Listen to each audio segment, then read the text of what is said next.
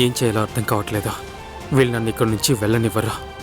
అప్పగింతల పేరిట వీళ్ళు ఎన్ని ఆచారాలు చేసినా సరే సౌందర్యని ఇక్కడి నుంచి మా ఇంటికి తీసుకెళ్ళలేను.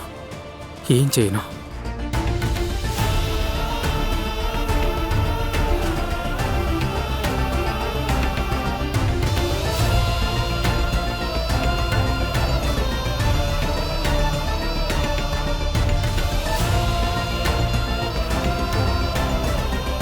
సౌందర్య, ఎందుకు ఆగిపోయావమ్మా?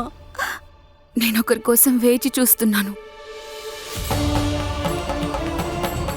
ఏంటి? ఎవరి కోసమమ్మా?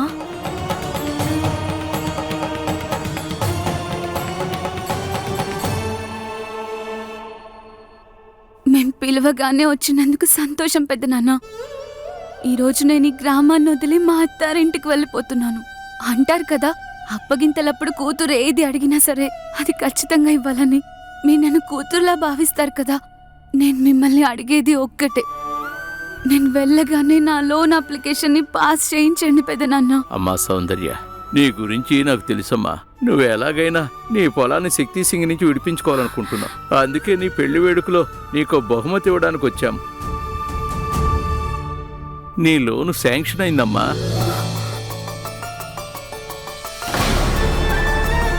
ఏంటి? నిజంగా? కానీ ఎలా జరిగింది? సౌందర్య ఇంత పెద్ద ఇంటి కోడలుగా వెళ్ళబోతుంది. అందుకే బ్యాంక్ వాళ్ళ గ్యారంటీ అవసరం లేదు. డాక్టర్ బాబే నీకు గ్యారంటీ అమ్మా. ఏంటి? నేను గ్యారంటీ? అమ్మా సౌందర్య, నువ్వు నిజంగా చాలా అదృష్టవంతురాలివి. తల్లి నీకు భర్త రూపంలో డాక్టర్ బాబు లాంటి మనిషి దొరికాడు. చూడు, పెళ్ళవగానే ఎవరు ఏమీ చెప్పకుండానే నీ బాధ్యత, మీ ఇంట్లో వాళ్ళ బాధ్యత మొత్తం తీసుకున్నాడు. అచ్చం ఒక కొడుకులాగా. అల్లుడు గారు నిజంగా మీరు అద్భుతం, చాలా గొప్పవారు బాబు. చూడు మనవడా, మీకు చాలా చాలా ధన్యవాదాలు. ఇలాగే మా సౌందర్యాన్ని ఎప్పుడు జాగ్రత్తగా చూసుకోండి. ఇదే మిమ్మల్ని నేను కోరుకునేది. మీకు జీవితాంతం రుణపడి ఉంటాం.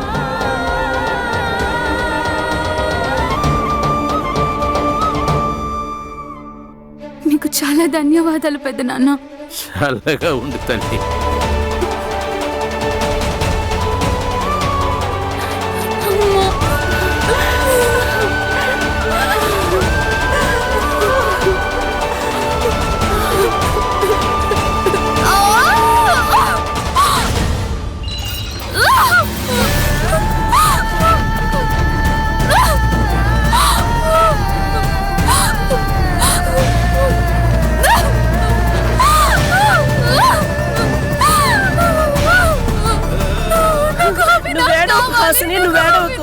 ఆగమ్మా, ఏడవకమ్మా,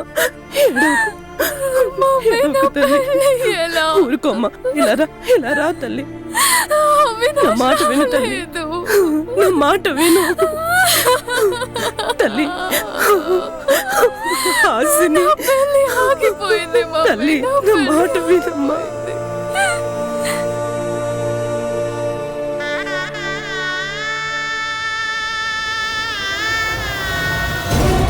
ముందు నేను ఇక్కడి నుంచి చప్పుడు కాకుండా వెళ్ళిపోవాలి. ఈ ఊరు నుంచి బయటికి వెళ్ళాక ఏం చేయాలో ఆలోచిస్తాను.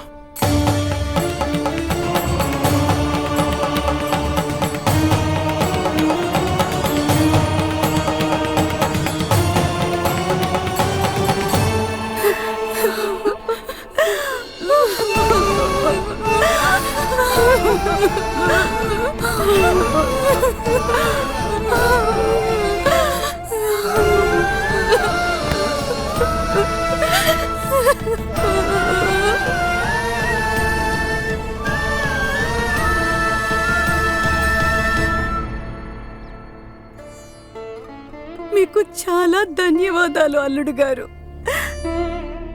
మీరు మా కోసం ఏదైతే చేశారో మాకు చాలా నమ్మకం కుదిరింది. మీరు సౌందర్యాన్ని భార్యగా స్వీకరిస్తారని. లేదు, సౌందర్య ఈ బలవంతపు పెళ్లికి ఒప్పుకొని నన్ను మోసం చేసిందే. నేను తనని ఎప్పటికీ క్షమించను. ఇక్కడి నుంచి వెళ్ళగానే ఈ పెళ్లిని, ఈ బంధాన్ని ఒప్పుకునే నాటకాన్ని ఆపేస్తాను.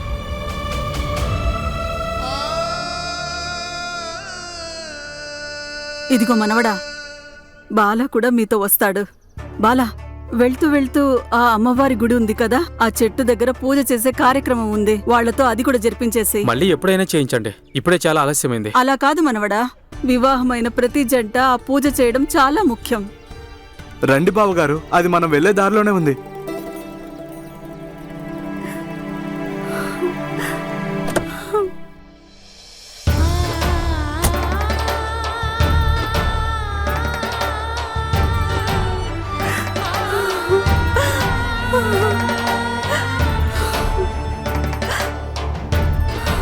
నువ్వు వెనకాల కూర్చో. ఏమన్నారు? వెనకాల కూర్చో. అంటే నేను ముందు కూర్చుంటాను కదా, అందుకే బావగారు నిన్ను వెనకాల కూర్చోమన్నారు. నువ్వు వెనక కూర్చో.